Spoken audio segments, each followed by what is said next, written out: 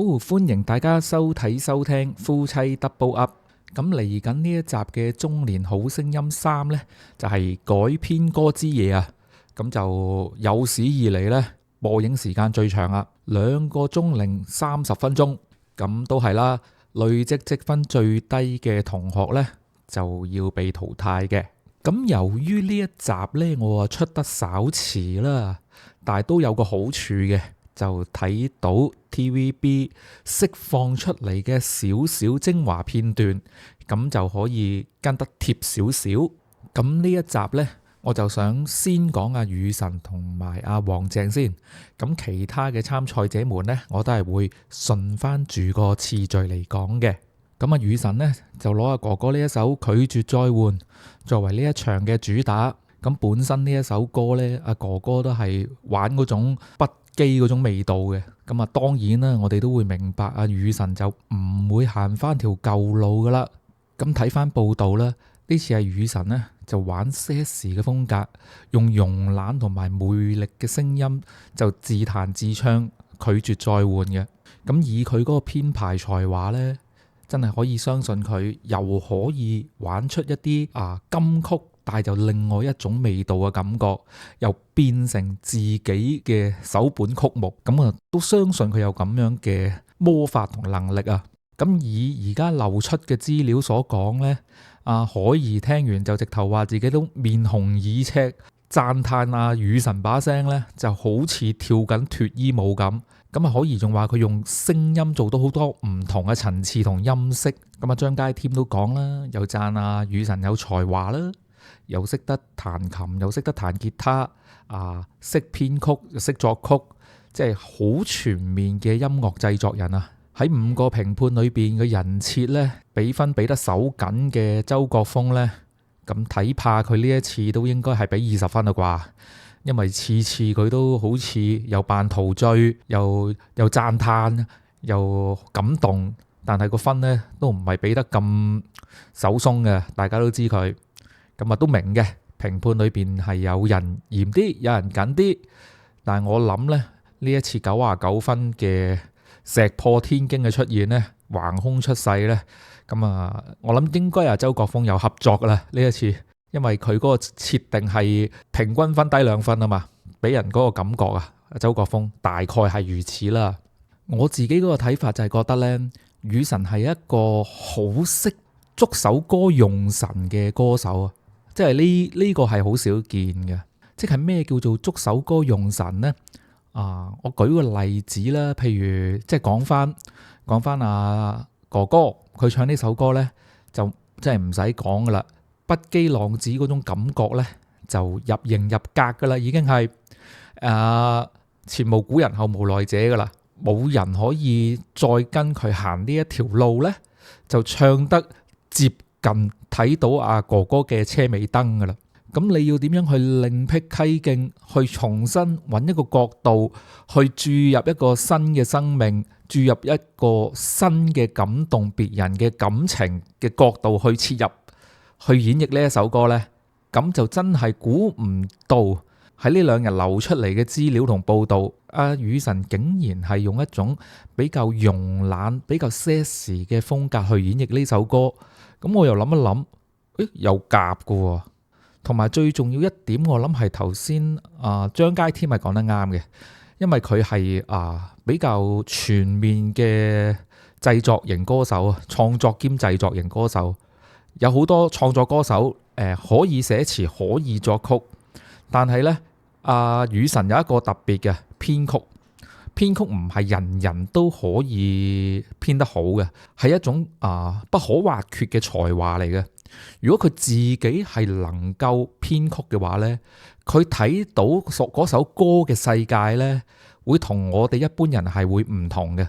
佢會可以用原先嗰個 melody 加上佢自己喺心裏邊幻想出嚟嗰個編曲嘅層次呢，從而呢，佢就可以發掘到呢首歌，我可以用啲乜嘢嘅味道嚟唱咯。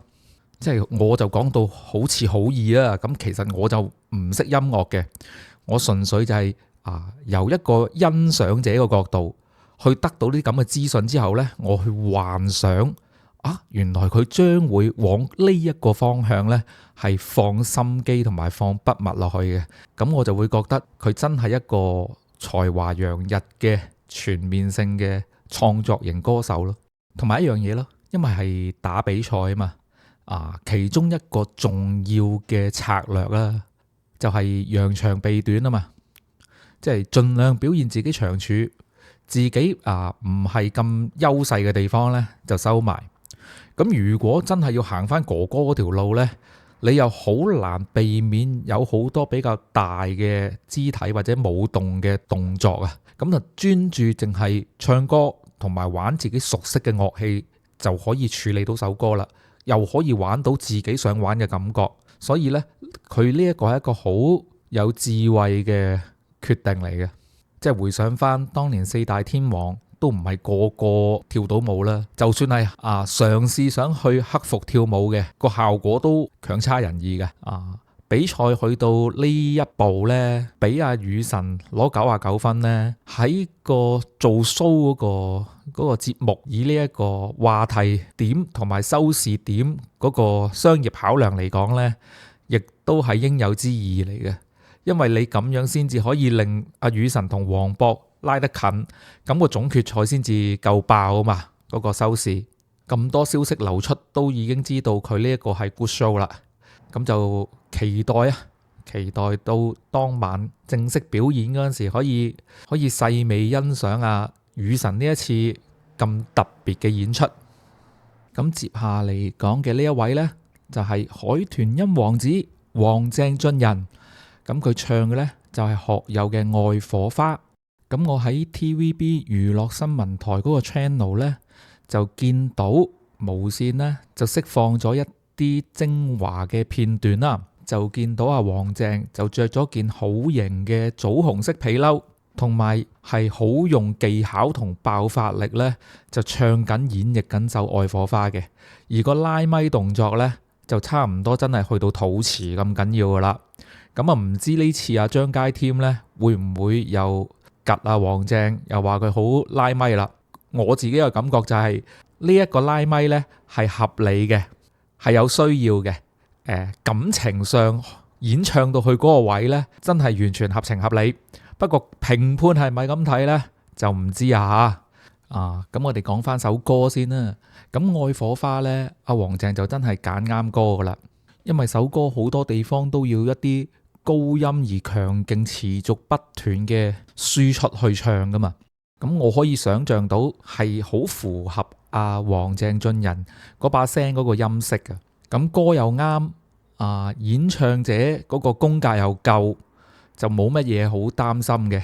咁如果真係要揾一樣嘢擔心嘅呢，就係驚唱出嚟嘅感覺，如果同學友太接近呢，咁評判就會有說話聽噶啦。以過往睇咗咁耐嘅慣例啊，評判對參賽者演繹首歌所釋出嚟嗰種感覺呢，佢哋係好主觀嘅呢一樣嘢。咁如果你話要擔心，就係擔心呢一樣。但係以選曲嘅難度同埋技巧同埋佢嗰個音色呢，穩當入8強呢，都唔會有疑問嘅。呢個就係我嘅睇法。不過呢，我就發覺一點呢，就幾有趣嘅，就係針對翻評判點樣去評價黃鄭。我發覺呢，每次阿黃鄭如果揀嗰啲歌呢，係偏向於80年代中期或者前期嘅呢，啲評判呢就會話阿黃鄭唱歌有技巧冇感情。如果揀啲歌呢係好似上次《美麗的神話》係千禧後嘅呢，啲評判呢又會覺得佢呢一次嗰個感情又自然流露咗啦咁樣。咁我又嘗試去揾一個解釋啦，我自己喺度咁樣諗啦，會唔會係因為黃鄭本身呢？咁佢喺馬來西亞嗰邊呢，都做好多婚禮嘅歌手啊。咁我就諗喺個婚禮現場，咁老中青嘅聽眾都有噶嘛。咁如果你唱嗰首歌係80年代嘅，可能佢就會選擇用80年代嗰種風格去演繹啊。因為你畢竟你都要顧及在場所有人唔同嘅喜好啊嘛。唔知係咪因為呢個原因呢，所以佢喺呢一個比賽賽期裏邊呢，譬如佢唱翻啲比較80年代初嗰啲歌呢，佢就好自自然然呢，就完全用翻晒嗰個年代嗰種唱腔。咁我自己嗰個睇法就認為呢，我唔係話呢種唱腔係冇感情因為舉個例咁講啊，即係當年甄妮同羅文嗰首嗰個專輯《射雕英雄傳》嗰個專輯，嗰個銷量去到88金嘅。咁佢哋嗰個年代都係用呢種方法去唱噶嘛。咁你唔可以話甄妮同羅文唱歌冇感情噶嘛。我只可以咁講話，呢一種唱腔而家唔流行咯，而唔係冇感情咯。呢個係我嘅睇法咯。所以黃鄭都講過話，會唔會可能係因為文化差異？我諗好多人miss 咗呢一句說話咯，因為極有可能呢，黃鄭喺翻馬來西亞當地表演嗰陣時呢，如果佢唔用呢種唱腔，有機會當地嘅觀眾係唔收貨都未定嘅。咁呢個係我諗出嚟嘅解釋啫，就未必係啱嘅。即係純粹係我自己主觀嘅臆測。點解黃鄭喺唱80年代嘅歌同唱千禧年代嘅歌呢？嗰個演繹係好大分別嘅，可能真係有少少肌肉記憶喺度啦。一拎起支咪就嚟就變咗進入翻以前表演嗰個狀態唔知呢一個就純粹我自己主觀咁樣去抒發一下我嘅睇法嘅啫喺度。所以呢次呢，見到佢揀首歌呢係90年代嘅，咁我個心都戥佢安慰嘅，即係至少我覺得佢唔會觸犯咗呢次某幾位評判嗰種大忌啊，即係話佢唱歌冇感情嗰個問題啊。因為我直覺上呢，只要佢唔唱80年代啲歌呢，咁佢俾人扣分嘅機會呢就少咗噶啦。咁我自己呢，就從 TVB 呢一次流出咁少嘅精華片段呢，我都幾敢肯定呢，斷定到黃鄭呢一次應該係可以有大逆襲嘅，喺攞分上高應該會攞到嗰個分數，令到佢會繼續晉級嘅。至於去唔去到7強呢，就要綜合睇埋晉成同埋丁丁嘅表現咯。咁陰謀論嘅嘢我就唔講咁多，因為講個陰謀論就分析唔到件事落去噶啦。咁我哋都係順住個規矩，就睇住個 show，咁就從正路咁樣去講咯。我自己就會從呢一個角度啦。咁喺度都係期待佢當晚精彩嘅演出。